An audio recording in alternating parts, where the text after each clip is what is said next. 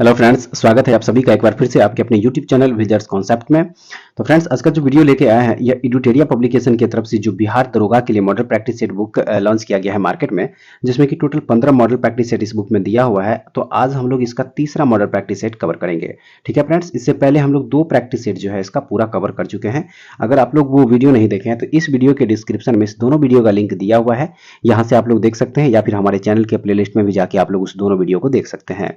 और अगर आप लोगों को इसका पीडीएफ चाहिए तो हमारे टेलीग्राम चैनल विलेजर्स कॉन्सेप्ट को ज्वाइन कर लीजिए, वहां से इसका पीडीएफ भी आप लोग फ्री में डाउनलोड करके देख सकते हैं। ठीक है फ्रेंड्स, अगर चैनल पे नए विजिट कर रहे होंगे तो प्लीज इस चैनल को एक बार सब्सक्राइब जरूर कर लीजिएगा और बगल में बेल आइकन होगा उसको प्रेस करना बिल्कुल मत भूलिएगा, ताकि कोई भी वीडियो अपलोड करें तो उसका नोटिफिकेशन आप लोगों के पास जल्द से जल्द पहुंच जाए। ठीक है फ्रेंड्स, वीडियो अगर अच्छी लगे तो एक लाइक जरूर कर दीजिएगा और अपने दोस्तों में भी इसको शेयर जरूर कीजिएगा। तो चलिए बगैर समय गंवाए शुरू करते हैं आज का सेशन और देखते हैं प्रैक्टिस सेट 3 का पहला क्वेश्चन।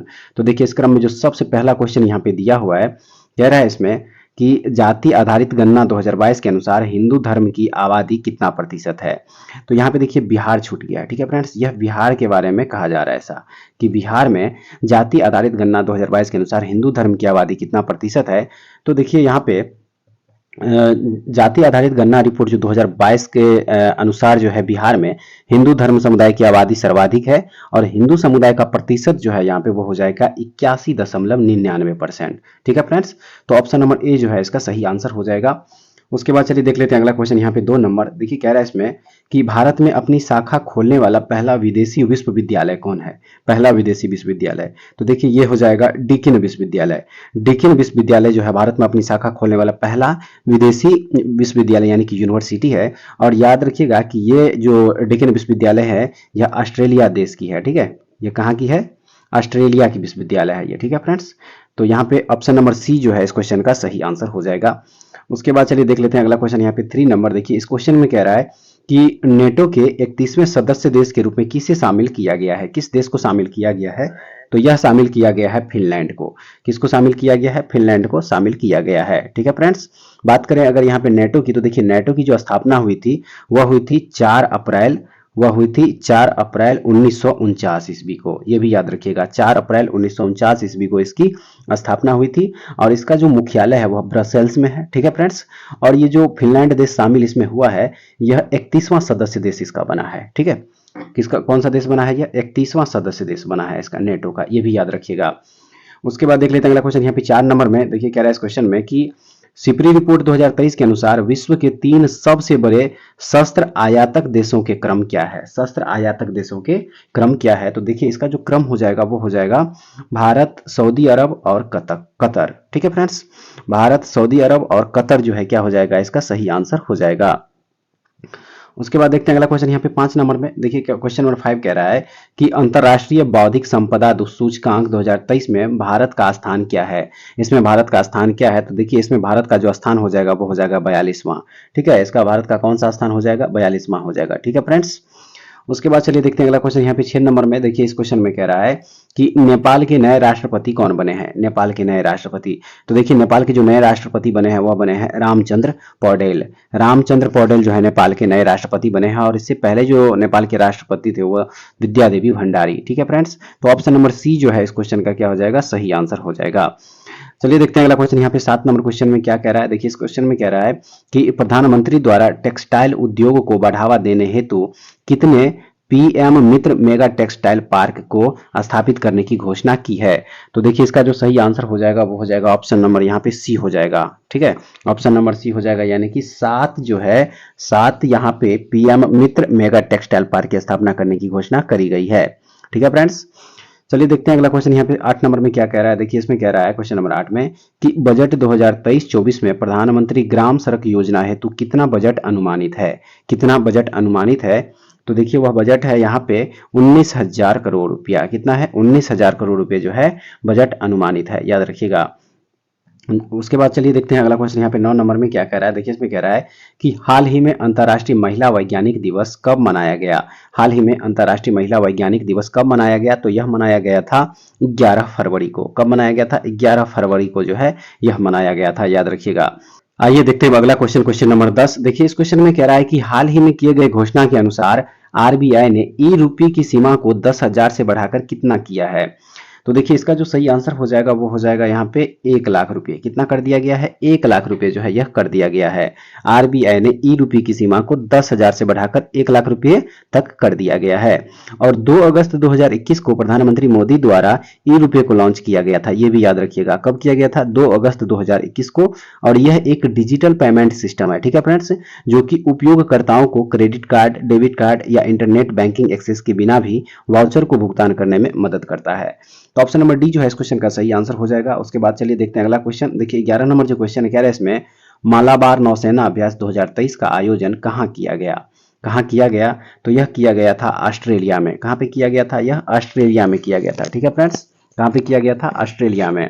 उसके बाद देख लेते हैं अगला क्वेश्चन यहाँ पे 12 नंबर। देखिए 12 नंबर जो क्वेश्चन है कह रहा है इस क्वेश्चन में कि बच्चों के लिए डिजिटल स्वास्थ्य कार्ड लॉन्च करने वाला पहला राज्य कौन बना है?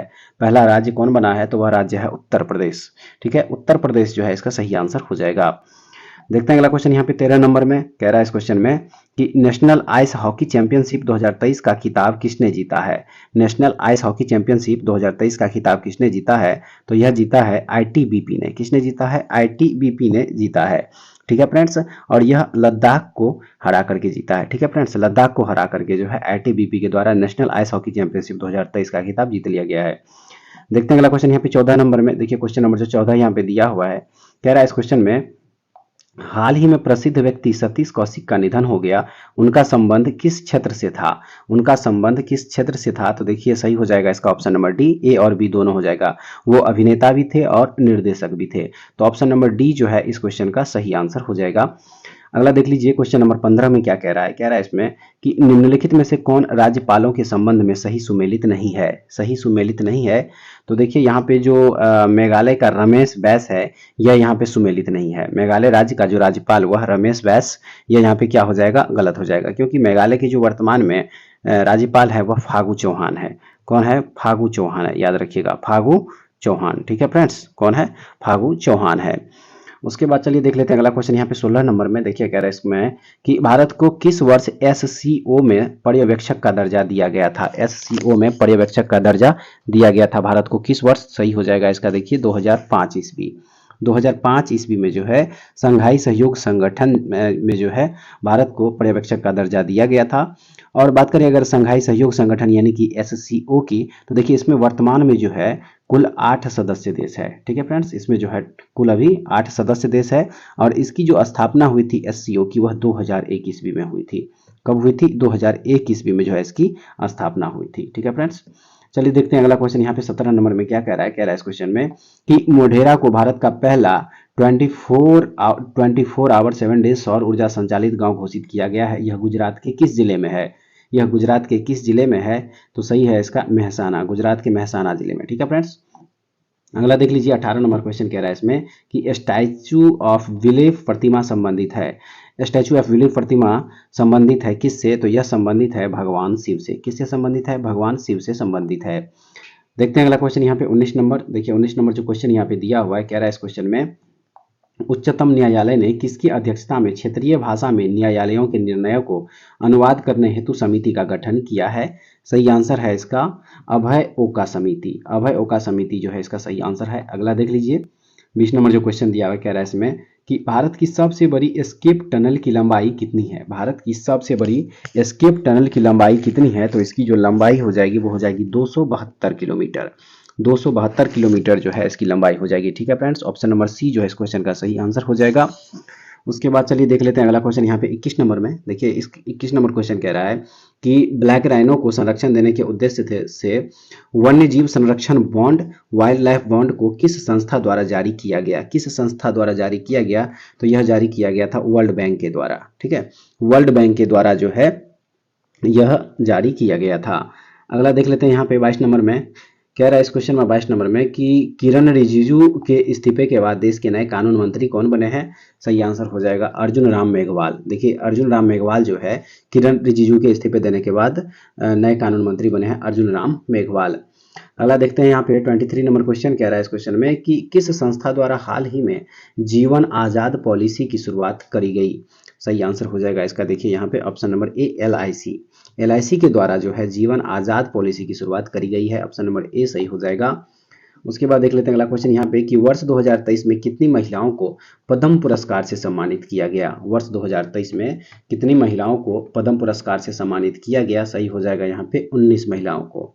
ठीक है फ्रेंड्स, 19 महिलाओं को जो है वर्ष 2023 में पद्म पुरस्कार से सम्मानित किया गया। अगला देख लीजिए अब 25 नंबर में कह रहा है इसमें कि राष्ट्रीय विज्ञान दिवस 2023 का विषय क्या था। राष्ट्रीय विज्ञान दिवस 2023 का विषय क्या था। सही आंसर हो जाएगा इसका ऑप्शन नंबर ए, वैश्विक कल्याण के लिए वैश्विक विज्ञान। वैश्विक कल्याण के लिए वैश्विक विज्ञान जो है राष्ट्रीय विज्ञान दिवस 2023 का विषय था। ऑप्शन नंबर ए इस क्वेश्चन का सही आंसर हो जाएगा। अगला देख लीजिए 26 नंबर कह रहा है इसमें कि भारत के उपराष्ट्रपति का निर्वाचन एक निर्वाचक गण द्वारा किया जाता है जिसके सदस्य होते हैं। सही हो जाएगा इसका, देखिए संसद में दोनों सदनों के सभी सदस्य होते हैं। संसद में दोनों सदनों के सभी सदस्य, ऑप्शन नंबर बी सही हो जाएगा। अगला देख लेते हैं यहाँ पे 27 नंबर, देखिए कह रहा है इस क्वेश्चन में कि संविधान के किस अनुच्छेद में उल्लेखित है कि अध्यक्ष के पास निर्णायक मत होगा जिसका प्रयोग मतों की संख्या के बराबर होने पर किया जाएगा।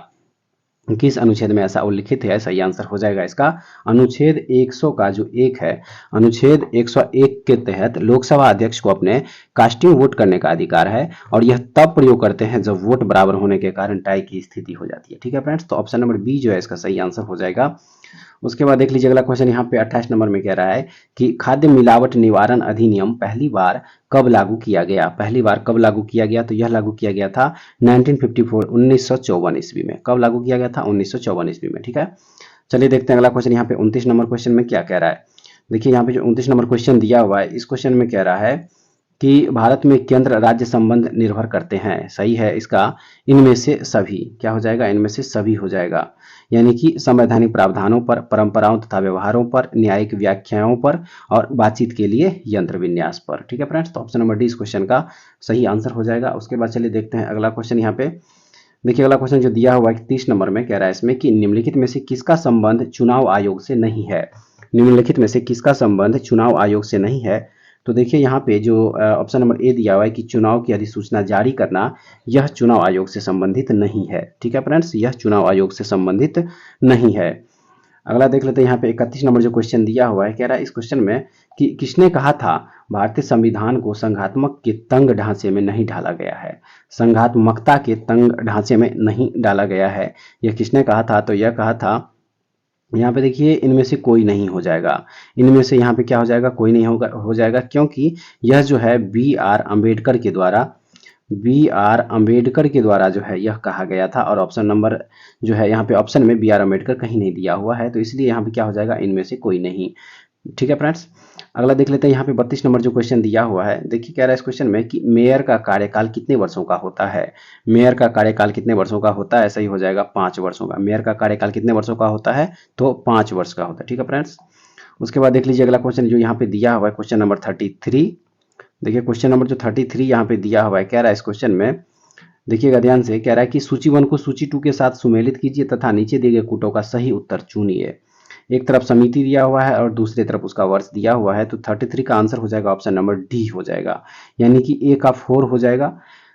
थुंगन समिति जो है, थुंगन समिति का वर्ष 1988, फिर बी का 3 हो जाएगा। अशोक मेहता समिति जो है 1977 और सी का क्या हो जाएगा, 1 हो जाएगा। बी आर मेहता समिति जो है 1957 और उसके बाद रह जाएगा एल एन सिंघवी समिति, तो वह हो जाएगा इसका 2, यानी कि 1986। तो ऑप्शन नंबर डी इस क्वेश्चन का सही आंसर हो जाएगा। चलिए देखते हैं अगला क्वेश्चन यहाँ पे 34 नंबर। देखिए 34 नंबर जो क्वेश्चन यहाँ पे दिया हुआ है, कह रहा है इस क्वेश्चन में निम्न में से कौन सा संविधान संशोधन अधिनियम मताधिकार की आयु को घटाने या कम करने से संबंधित है। घटाने या कम करने से संबंधित है।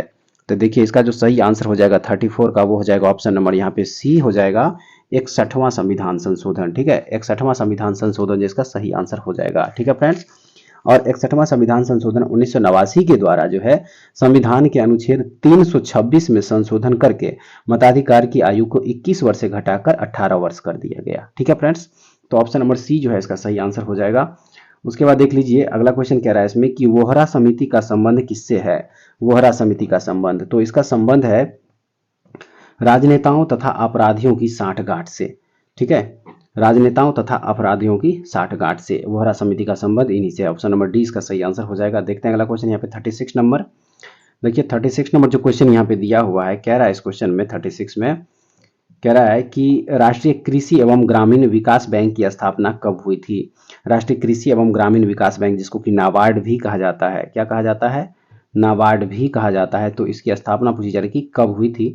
तो देखिए इसका जो सही आंसर हो जाएगा वो हो जाएगा ऑप्शन नंबर बी, 12 जुलाई 1982 ईस्वी को जो है नाबार्ड की स्थापना हुई थी। ठीक है फ्रेंड्स। अगला देख लीजिए यहाँ पे 37 नंबर क्वेश्चन क्या रहा है इसमें कि 20 सूत्री कार्यक्रम की शुरुआत किस पंचवर्षीय योजना के दौरान की गई थी? किस पंचवर्षीय योजना के दौरान? सही आंसर हो जाएगा इसका 5वीं पंचवर्षीय योजना के दौरान। ठीक है फ्रेंड्स। 20 सूत्री कार्यक्रम की शुरुआत जो है 1975 ईस्वी में हुई थी, ये भी याद रखिएगा। 1975 ईस्वी में जो है इसकी शुरुआत करी गई थी और 5वीं पंचवर्षीय योजना का जो कार्यकाल था वह था 1974 से 78। 1974 से 78। ठीक है फ्रेंड्स। चलिए देखते हैं अगला क्वेश्चन यहाँ पे क्वेश्चन नंबर 38 में क्या कह रहा है। देखिए क्वेश्चन 38 है कि मत्स्य एवं खनन किस क्षेत्र के अंतर्गत आते हैं? मत्स्य एवं खनन किस क्षेत्र के अंतर्गत आते हैं? सही हो जाएगा इसका प्राथमिक क्षेत्र के अंतर्गत आते हैं। ऑप्शन नंबर ए इस क्वेश्चन का सही आंसर हो जाएगा। अगला क्वेश्चन देख लीजिए 39 में कह रहा है कि the general theory of employment, interest and money पुस्तक के लेखक कौन है? मनी पुस्तक के लेखक कौन है? तो इसके लेखक है किन्स। इस पुस्तक के लेखक कौन है? किन्स है। ठीक है फ्रेंड्स। अगला देख लीजिए यहाँ पे जो 40 नंबर दिया हुआ है कि भारत के विदेशी व्यापार से संबंधित आंकड़े किसके द्वारा जारी किए जाते हैं? भारत के विदेशी व्यापार से संबंधित आंकड़े किसके द्वारा जारी किए जाते हैं? तो सही हो जाएगा आरबीआई के द्वारा। किसके द्वारा? आरबीआई के द्वारा, यानी कि रिजर्व बैंक ऑफ इंडिया के द्वारा जो है ये आंकड़े जारी किए जाते हैं। ऑप्शन नंबर ए सही हो जाएगा। देखिए अगला क्वेश्चन यहाँ पे दिया हुआ है कि किस ग्रह का विशिष्ट गुण उसके चुंबकीय क्षेत्र का होना है? किस ग्रह का विशिष्ट गुण उसके चुंबकीय क्षेत्र का होना है? सही हो जाएगा इसका देखिए बुध ग्रह। क्या हो जाएगा? बुध ग्रह जो है इसका सही आंसर हो जाएगा। उसके बाद नेक्स्ट क्वेश्चन देखेंगे, कह रहा है इसमें कि निम्नलिखित में कौन वलित पर्वत के उदाहरण नहीं है? इनमें से कौन वलित पर्वत के उदाहरण नहीं है? तो देखिए ये हो जाएगा पारसनाथ। पारसनाथ जो है वलित पर्वत के उदाहरण नहीं है। पारसनाथ क्या हो जाएगा यहाँ पे? वलित पर्वत के उदाहरण यह नहीं है, क्योंकि यह जो है अवशिष्ट पर्वत के उदाहरण है। याद रखिएगा अवशिष्ट पर्वत के उदाहरण है ये। ठीक है फ्रेंड्स। अवशिष्ट पर्वत के उदाहरण है पारसनाथ। उसके बाद देखेंगे अगला क्वेश्चन 43 नंबर। देखिए इसमें है कि किस देश को वनों का देश के उपनाम से जाना जाता है? किस देश को? तो वह देश है कांगो। कांगो को जो है वनों का देश के नाम से भी जाना जाता है। ऑप्शन नंबर बी जो है इस क्वेश्चन का सही आंसर हो जाएगा। ठीक है फ्रेंड्स। उसके बाद देख लेते हैं अगला क्वेश्चन यहाँ पे 44 नंबर कह रहा है इसमें निम्नलिखित में से कौन सी ठंडी जलधारा का उदाहरण है? इनमें से कौन सी ठंडी जलधारा का उदाहरण है? तो देखिए ये हो जाएगा हम्बोल्ट। हम्बोल्ट जो है ठंडी जलधारा का उदाहरण है। ठीक है फ्रेंड्स। हम्बोल्ट जो है ठंडी जलधारा का उदाहरण है और यह प्रशांत महासागर की ठंडी जलधारा, ये भी याद रखिएगा। ऑप्शन नंबर सी इस क्वेश्चन का सही आंसर हो जाएगा। उसके बाद देखते हैं फ्रेंड्स अब अगला क्वेश्चन यहाँ पे क्वेश्चन नंबर हो जाएगा 45। क्वेश्चन नंबर 45 जो यहाँ पे दिया हुआ है, कह रहा है इस क्वेश्चन में कि कोयम्बटूर एवं कोचीन को कौन सा दर्रा जोड़ता है? कोयम्बटूर एवं कोचीन को कौन सा दर्रा जोड़ता है? तो सही हो जाएगा इसका देखिए यहाँ पे पालघाट। पालघाट जो है क्या हो जाएगा? सही आंसर हो जाएगा। नेक्स्ट है 46 नंबर में कि जवाई तथा सुकरी किसकी सहायक नदी है? जवाई तथा सुकरी किसकी सहायक नदी है? तो यह है लूनी नदी की। ठीक है, लूनी नदी की यह सहायक नदी है, याद रखिएगा। उसके बाद अगला क्वेश्चन देखिए यहाँ पे 47 नंबर में कह रहा है कि गिरना सिंचाई परियोजना किस राज्य में स्थित है? गिरना सिंचाई परियोजना किस राज्य में स्थित है? तो यह स्थित है महाराष्ट्र में। कहाँ पे स्थित है? महाराष्ट्र में स्थित है। ठीक है फ्रेंड्स, कहाँ पे है? महाराष्ट्र में।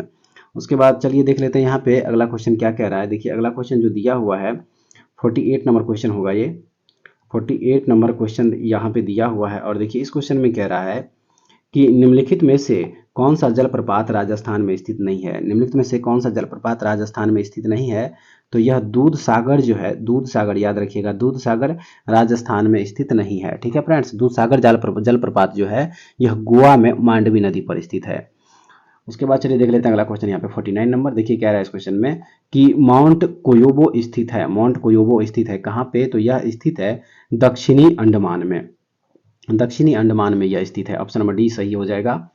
अगला देख लीजिए 50 नंबर जो क्वेश्चन है, कह रहा है इसमें कि नेपाल के साथ कितने भारतीय राज्य सीमा बनाते हैं? नेपाल के साथ कितने भारतीय राज्य सीमा बनाते हैं? तो देखिए इसका जो सही आंसर हो जाएगा वो हो जाएगा 5 राज्य। ठीक है, नेपाल के साथ जो है 5 राज्य जो है वह सीमा बनाते हैं। ठीक है फ्रेंड्स। ऑप्शन नंबर बी जो है क्या हो जाएगा? इसका सही आंसर हो जाएगा। और देखिए वो जो 5 राज्य है वह है, सबसे पहला तो है यूपी यानी कि उत्तर प्रदेश, उसके बाद हो जाएगा बिहार, उसके बाद कौन सा है? बिहार हो जाएगा, उसके बाद है वेस्ट बंगाल। ठीक है, यहाँ पे हो जाएगा वेस्ट बंगाल। उसके बाद जो चौथा जो स्टेट हो जाएगा वो हो जाएगा सिक्किम। कौन सा हो जाएगा, सिक्किम हो जाएगा, ठीक है फ्रेंड्स। और चौथा जो है वो हो जाएगा आपका उत्तराखंड, यानी कि यूके, ठीक है फ्रेंड्स, उत्तराखंड हो जाएगा। तो देखिए ये पांचों के पांचों स्टेट जो है नेपाल के साथ सीमा साझा करते हैं, ठीक है फ्रेंड्स। चलिए देख लेते हैं अगला क्वेश्चन यहाँ पे 51 नंबर। और देखिए जो इस क्वेश्चन में 51 नंबर क्वेश्चन जो है यहाँ पे कह रहा है, इस क्वेश्चन में सूची 1 को सूची 2 के साथ सुमेलित कीजिए तथा नीचे दिए गए कोटों का सही उत्तर चुनिए। एक तरफ लेखक और दूसरी तरफ ग्रंथ दिया हुआ है। तो देखिए इस क्वेश्चन का आंसर हो जाएगा ऑप्शन नंबर सी, यानी कि ए का 4 हो जाएगा। कौटिल्य जो है अर्थशास्त्र लिखे हुए थे, बी में 2 हो जाएगा। सोमदेव जो है क्या हो जाएगा, कथा सरित सागर लिखे हुए थे। और उसके बाद सी का 3 हो जाएगा, जयदेव गीत गोविंद लिखे हुए थे। और भद्रबाहु जो है कल्पसूत्र लिखे थे। तो ऑप्शन नंबर सी इस क्वेश्चन का सही आंसर हो जाएगा। चलिए देख लेते हैं अगला क्वेश्चन यहाँ पे 52 नंबर। और देखिए यहाँ पे जो 52 नंबर क्वेश्चन दिया हुआ है, कह रहा है इस क्वेश्चन में कि दिल्ली सल्तनत के एकमात्र सुल्तान जिसने अपनी आत्मकथा लिखी है वह सुल्तान कौन था। तो वह सुल्तान था फिरोज शाह तुगलक। फिरोज शाह तुगलक जो है दिल्ली सल्तनत का एकमात्र सुल्तान था जिसने कि फतुहात ए फिरोज शाही के नाम से अपनी आत्मकथा खुद लिखे थे, ठीक है फ्रेंड्स। तो ऑप्शन नंबर बी इस क्वेश्चन का सही आंसर हो जाएगा। अगला देख लीजिए यहाँ पे 53 नंबर, कह रहा है इसमें कि महमूद गजनवी को परास्त करने हेतु राजपूत शासकों के संघ का नेतृत्व किसने किया था। तो यह किया था जयपाल ने। किसने किया था, जयपाल ने किया था। ऑप्शन नंबर सी सही हो जाएगा। अगला देख लीजिए 54 नंबर में कह रहा है कि निम्नलिखित विदेशी यात्रियों में से कौन मुगल साम्राज्य में नहीं आया था। निम्नलिखित विदेशी यात्रियों में से कौन मुगल साम्राज्य में नहीं आया था। तो ये हो जाएगा डोमिंग पायस जो है मुगल साम्राज्य में नहीं आया था। ऑप्शन नंबर डी इस क्वेश्चन का सही आंसर हो जाएगा।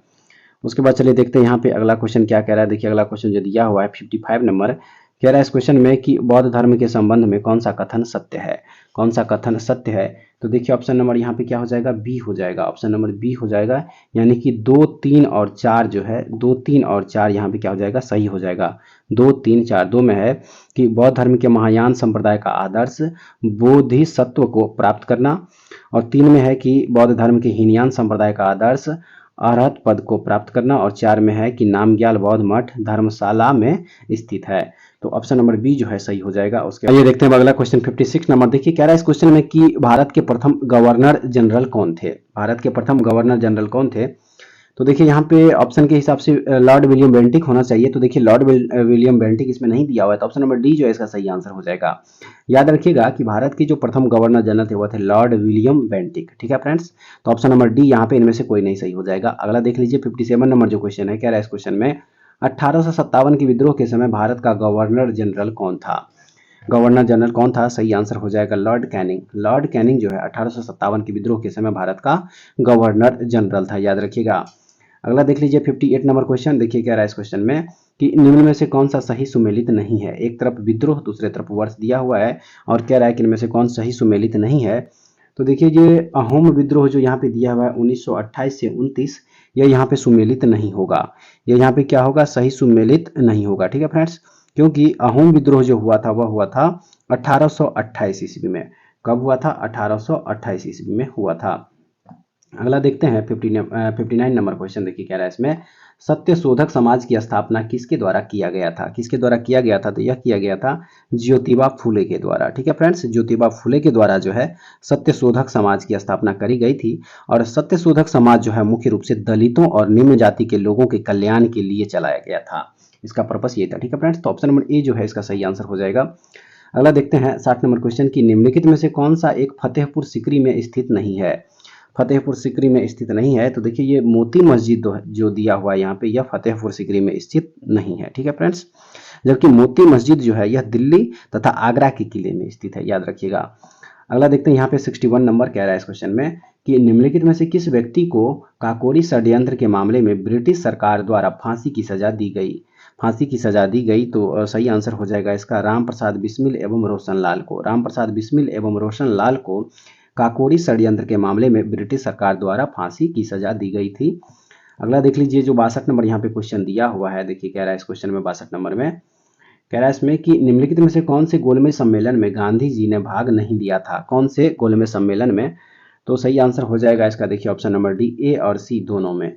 ए और सी, यानी कि प्रथम गोलमेज सम्मेलन और तृतीय गोलमेज सम्मेलन, इस दोनों सम्मेलन में गांधी जी ने भाग नहीं लिया था, जबकि द्वितीय गोलमेज सम्मेलन, सेकेंड जो गोलमेज सम्मेलन होता है उसमें गांधी जी ने भाग लिया था। देखते हैं अगला क्वेश्चन यहाँ पे 63 नंबर, देखिए क्या रहा है इस क्वेश्चन में कि निम्नलिखित में से कौन सा कथन सत्य है। निम्नलिखित में से कौन सा कथन सत्य है, तो ऑप्शन नंबर ए जो यहाँ पे दिया हुआ है कि जावालोपनिषद में चारों आश्रमों का उल्लेख मिलता है, यह यहाँ पे कथन क्या हो जाएगा, सही हो जाएगा। देखते हैं फ्रेंड्स अगला क्वेश्चन यहाँ पे 64 नंबर में क्या कह रहा है, इसमें कि निम्न में से किस हड़प्पा स्थल से जूते हुए खेतों के निशान या साक्ष्य प्राप्त हुए, निम्न से किस हड़प्पा स्थल से जूते हुए खेतों के निशान या साक्ष्य प्राप्त हुए हैं, सही हो जाएगा इसका कालीबंगन से। कहां से हुआ है, कालीबंगा से हुआ है। अगला देख लीजिए यहाँ पे दिया हुआ है 65 नंबर क्वेश्चन, ठीक है 65 नंबर क्वेश्चन देखिए यहाँ पे दिया हुआ है, और देखिए इस क्वेश्चन में यहाँ पे कह रहा है कि चोल काल में व्यापारियों की सभा को किस नाम से जाना जाता था, व्यापारियों की सभा को किस नाम से जाना जाता था, तो उसे जाना जाता था नगरम के नाम से। किसके नाम से जाना जाता था, नगरम के नाम से जाना जाता था। अगला देख लीजिए यहाँ पे 66 में है कि वर्ष 1997 में जलवायु परिवर्तन सम्मेलन कहाँ हुआ था, जलवायु परिवर्तन सम्मेलन कहाँ हुआ था, तो यह हुआ था क्योटो में। कहाँ पे हुआ था, क्योटो में हुआ था, ठीक है फ्रेंड्स। क्योटो सम्मेलन का आयोजन जो है जापान के क्योटो शहर में दिसंबर 1997 में भूमंडलीय तापन यानी कि ग्लोबल वार्मिंग के संबंध में हुआ था, और इस सम्मेलन का मुख्य उद्देश्य वातावरण में हानिकारक गैसों की सांद्रता की सीमा को नियंत्रित कर जलवायु परिवर्तन के खतरों को टालना था, ठीक है फ्रेंड्स। तो ऑप्शन नंबर सी जो है इसका सही आंसर हो जाएगा। अगला देख लेते हैं यहाँ पे कह रहा है इसमें कि भारत की प्रथम रामसर साइट निम्नलिखित में से कौन सी है, निम्नलिखित में से कौन सी है रामसर साइट, सही हो जाएगा इसका देखिए चिल्का झील। चिल्का झील जो है भारत की प्रथम रामसर साइट है, ठीक है फ्रेंड्स, चिल्का झील। और जो है यहाँ पे देखिए जो भारत का सबसे बड़ा आर्द्रभूमि स्थल है वह सुंदरवन आर्द्रभूमि है, जो कि वेस्ट बंगाल में है, ये भी याद रखिएगा। उसके बाद चलिए देखते हैं अब अगला क्वेश्चन। आइए देखते हैं अगला क्वेश्चन, क्वेश्चन नंबर हो जाएगा यहाँ पे 68। देखिए क्या रहा है इस क्वेश्चन में कि जैव विविधता का सबसे महत्वपूर्ण पहलू कौन सा है, जैव विविधता का सबसे महत्वपूर्ण पहलू, सही हो जाएगा इसका देखिए यहाँ पे पारिस्थितिक तंत्र का निर्वहन। पारिस्थितिक तंत्र का निर्वहन जो है जैव विविधता का सबसे महत्वपूर्ण पहलू है, ऑप्शन नंबर डी जो है इसका सही आंसर हो जाएगा। उसके बाद देखते हैं अगला क्वेश्चन यहाँ पे 69 नंबर क्या है इस क्वेश्चन में, पारिस्थितिक तंत्र में एक पोषी स्तर से दूसरे पोषी स्तर में स्थानांतरित से ऊर्जा की मात्रा क्या होती है, ऊर्जा की मात्रा क्या होती है, तो घटती है, ऑप्शन नंबर बी सही हो जाएगा। नेक्स्ट देख लीजिए 70 नंबर जो क्वेश्चन दिया है इसमें कि वह क्षेत्र जो दो पारिस्थितिकी तंत्रों के मध्य सीमा रेखा अथवा संक्रमण क्षेत्र के रूप में कार्य करता है, वह क्षेत्र जो दो पारिस्थितिकी तंत्रों के मध्य सीमा रेखा अथवा संक्रमण क्षेत्र के रूप में कार्य करता है क्या कहलाता है, तो वह कहलाता है इकोटोन, इकोटोन कहलाता है, ठीक है फ्रेंड्स, ऑप्शन नंबर डी सही हो जाएगा। अगला देख लीजिए यहाँ पे 71 नंबर क्वेश्चन जो दिया हुआ है कह रहा है इसमें दिए गए विकल्पों में से कौन अदिश राशि के उदाहरण है, कौन अदिश राशि के उदाहरण है, तो देखिए जो चाल दिया हुआ यह एक अदिश राशि का उदाहरण है।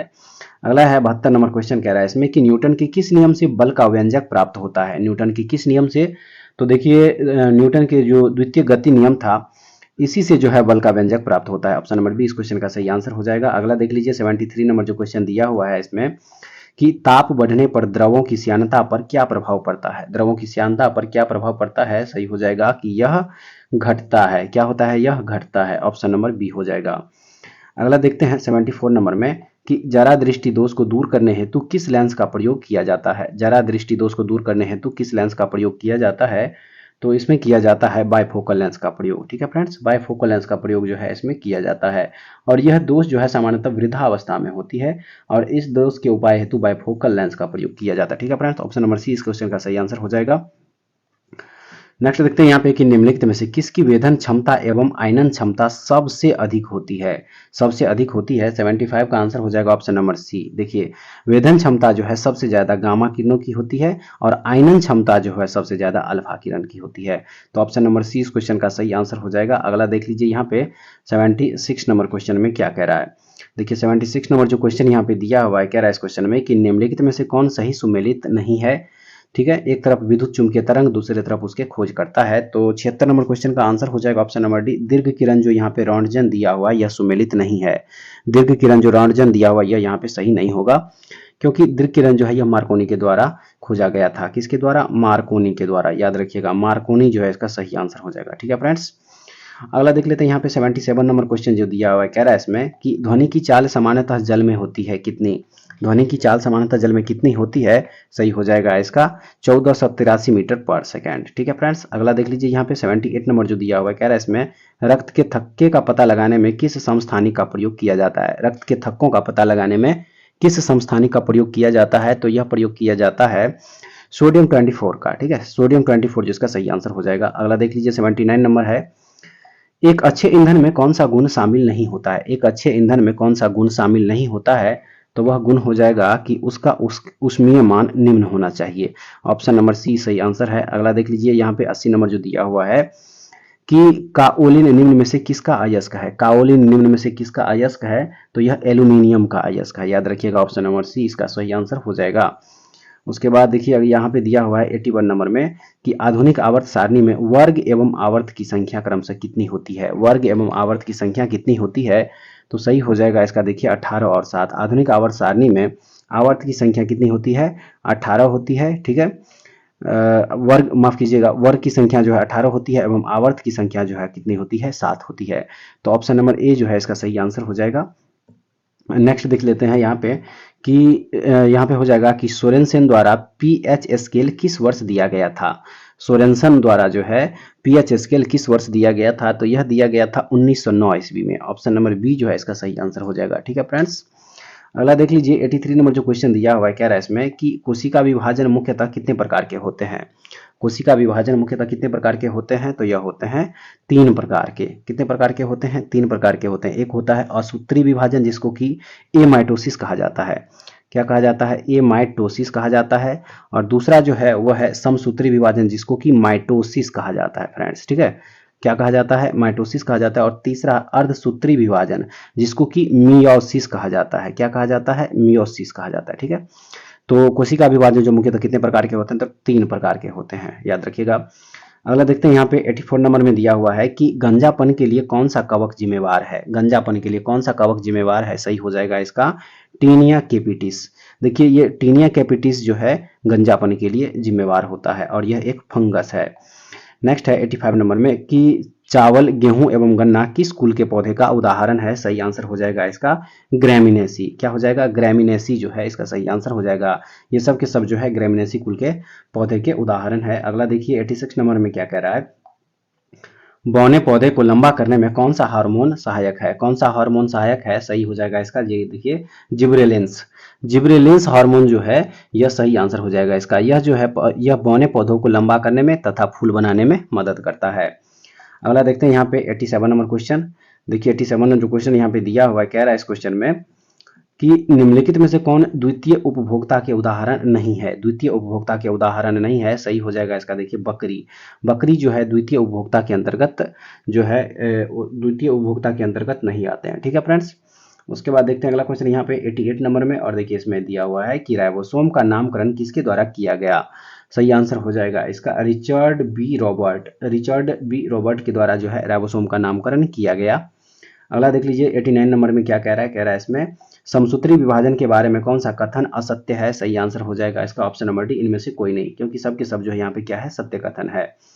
देखिए अगला क्वेश्चन यहाँ पे जो 90 नंबर में दिया हुआ है, कह रहा है इस क्वेश्चन में निम्न में से कौन सा एंजाइम अग्नाशय द्वारा स्त्रावित नहीं होती है। कौन सा एंजाइम अग्नाशय द्वारा स्त्रावित नहीं होती है, सही हो जाएगा इसका देखिए ये पेप्सिन जो है, पेप्सिन एंजाइम जो है यह अग्नाशय के द्वारा स्त्रावित नहीं होता है। ठीक है फ्रेंड्स, चलिए देखते हैं अगला क्वेश्चन यहाँ पे क्वेश्चन नंबर 91। देखिए कह रहा है इस क्वेश्चन में कि यूरोपियन कमीशन का मुख्यालय कहाँ स्थित है। यूरोपियन कमीशन का मुख्यालय कहाँ स्थित है, तो यह स्थित है ब्रसेल्स में। कहाँ स्थित है, ब्रसेल्स में स्थित। ऑप्शन नंबर ए सही हो जाएगा। आइए अब देखते हैं अगला क्वेश्चन। देखिए क्वेश्चन नंबर 92 जो यहाँ पे दिया हुआ है, कह रहा है इसमें रेड क्रॉस को अब तक कितनी बार शांति हेतु नोबेल पुरस्कार से सम्मानित किया जा चुका है। सही हो जाएगा इसका 3 बार। रेड क्रॉस को अब तक शांति हेतु 3 बार नोबेल पुरस्कार मिल चुका है। ठीक है फ्रेंड्स, पहली बार मिला था 1917 ईस्वी में। ठीक है, दूसरी बार मिला था 1944 ईस्वी में और तीसरी बार मिला था 1963 ईस्वी में। ठीक है, याद रखिए ये 3 बार जो है रेड क्रॉस को अब तक नोबेल पुरस्कार शांति का मिल चुका है। ऑप्शन नंबर बी सही हो जाएगा। अगला देख लीजिए यहाँ पे 93 नंबर जो दिया हुआ है, कह रहा है इसमें कि मांडी झागोर नृत्य का संबंध किस राज्य से है। किस राज्य से है, तो यह है गोवा राज्य से। ठीक है फ्रेंड्स, गोवा राज्य से संबंध है।